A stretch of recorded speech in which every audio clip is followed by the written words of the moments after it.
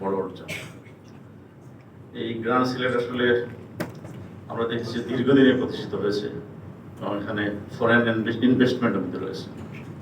আজকে আমরা গতকালকে যেটা দেখেছি যে সংসদে ফরেন ইনভেস্টমেন্টের জন্য যে একটা প্রণোদনা ঘোষণা করা হয়েছে, যারা ফরেন ইনভেস্টমেন্ট নিয়ে আসবে তাদেরকে 1.5% করে প্রণোদনা বা কমিশন দেওয়া। আমরা যেটা দেখতেছি যে এটা বাংলাদেশের ডেমোক্রেটিক ট্রানজিশনের উপরে এই যে অবারিত সুযোগ সৃষ্টি হয়েছে, আমার মনে হয় আমাদের সকলেরই তাদেরকে উৎসাহিত করা দরকার। আমরা যারা সাংবাদিকতা করি, সাংবাদিকতায় আমরা কিন্তু অল টাইম নেগেটিভ জিনিসকেই প্রায়োরিটাইজ করি। আমাদের গ্রাউন্ড সিলেটে আজকে কোম্পানি সচিব থেকে শুরু করে যারা বক্তব্য দিয়েছেন, তারা একটি বিষয়ে বক্তব্যে এনেছেন যে পজিটিভ জিনিসকে প্রমোট করার জন্য।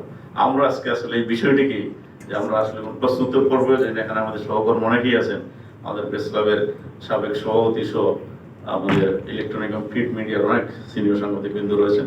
আমরা সেদিকে আর যাইনি। আমি গ্রান্ড সিলেটকে ধন্যবাদ জানাচ্ছি। আমরা গত রমজানেও ছিলাম যে এতিমদের প্রতি তাদের যে দায়বোধ, তাদের যে কর্পোরেট সোশ্যাল রেসপন্সিবিলিটির অংশ হিসেবে গত রমজানেও তারা একটা ইফতার আয়োজন করেছেন এবং প্রতিষ্ঠা বার্ষিকী উপলক্ষে এতিমদের জন্য এই যে অ্যারেঞ্জটি করেছেন, এর জন্য আপনাদেরকে সাধুবাদ জানাই এবং গ্রান্ড সিলেটের উত্তরোত্তর সাফল্য এবং সমৃদ্ধি কামনা করে আমার সংক্ষিপ্ত বক্তব্য এখানে শেষ করলাম। ধন্যবাদ।